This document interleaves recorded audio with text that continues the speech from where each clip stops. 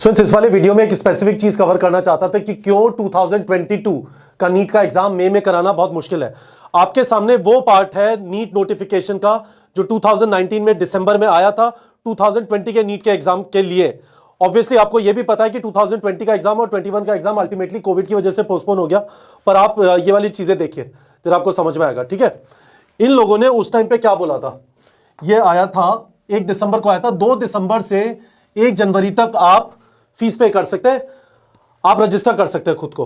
ठीक है, 15 जनवरी से 31 जनवरी, तो यदि आप ऐसे मान लें कि डेट ऑफ नोटिफिकेशन है ना, डेट ऑफ नोटिफिकेशन, इससे 30 दिन बाद 30 डेज इन्होंने दिए फॉर्म फिल करने के लिए।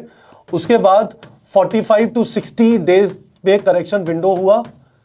ठीक है, उसके बाद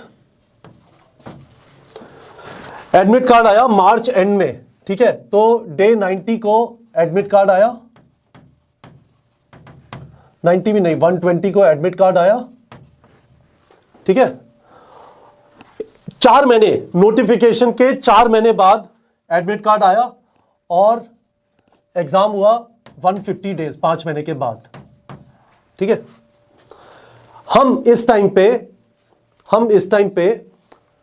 13 दिसंबर पे बैठे हुए, 14 दिसंबर पे।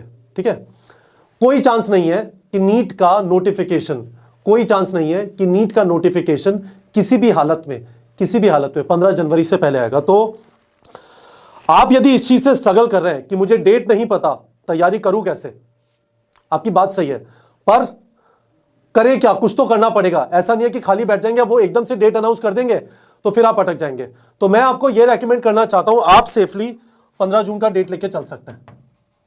ठीक है, हम 1 दिसंबर से जो मई में होता है उससे कम से कम 45 दिन तो पीछे चल रहे हैं, हम कम से कम 45 दिन तो पीछे चल रहे हैं। तो इस अजम्पशन के साथ, और आप में से काफी सारे लोग ये भी कह सकते हैं सर आपको क्या फर्क पड़ता है।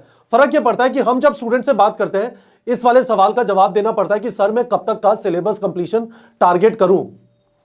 तो मैं आपसे कह रहा हूं कि 15 जून को आप नीट का डेट मान सकते हैं, और यदि आप 30 अप्रैल से 15 मई तक भी सिलेबस खत्म करते हैं, ठीक है, कोई प्रॉब्लम नहीं है, कोई प्रॉब्लम नहीं है। 30 अप्रैल तक खत्म करने के बाद यदि 1 मई को एग्जाम होता है तो भी कोई प्रॉब्लम नहीं है, सिलेबस प्रॉपर्ली खत्म होना चाहिए। पर मैं आपको यह बताना चाहता हूं अभी के हालात में नहीं लगता कि 1 मई को एग्जाम होगा, इसलिए शांति से पढ़िए, जल्दबाजी नहीं करनी है। एक बार जब पढ़ा तो अच्छी तरह पढ़ना है, जिससे रिवीजन के टाइम पे सिर्फ वो चीजें करें जो एग्जाम से पता चल रहा है कि हां कुछ